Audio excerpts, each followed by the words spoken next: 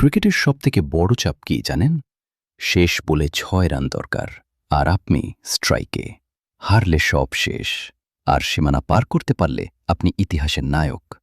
শুরুতেই ফিরতে হবে গতরাতের মিরপুর স্টেডিয়ামে। ২০২৬ বিপিএল এলিমিনেটর।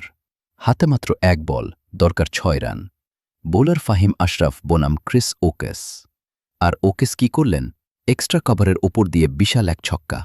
সিলেট টাইটান্স পৌঁছে গেল কোয়ালিফায়ারে, আর রংপুর রাইডার্স স্তব্ধ। একেই বলে সত্যিকারে ফিনিশ। আইপিএল মানেই তো এমন সব নাটক। মনে আছে ২০২৩-এর রিঙ্কু সিংকে? শেষ ৫ বলে ৫টা ছক্কা মেরেছিলেন তিনি, যার শেষটি ছিল সবথেকে অবিশ্বাস্য। আর এমএস ধোনি ২০১৬ সালে পাঞ্জাবের বিপক্ষে শেষ ২ বলে ২ ছক্কা মেরে তিনি প্রমাণ করেছিলেন কেন তাকে ক্রিকেটের সেরা ফিনিশার বলা হয়। ইতিহাস কিন্তু আরও পুরনো। ১৯৮৬ সালে শারজায় জাভেদ মিয়ান্দাদের সেই ছক্কা আজও ভারতের দর্শকদের দুঃস্বপ্ন।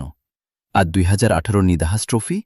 দীনেশ কার্তিক শেষ বলে ছক্কা মেরে বাংলাদেশের মুখ থেকে জয় ছিনিয়ে নিয়েছিলেন। সে এক ভয়ঙ্কর মুহূর্ত।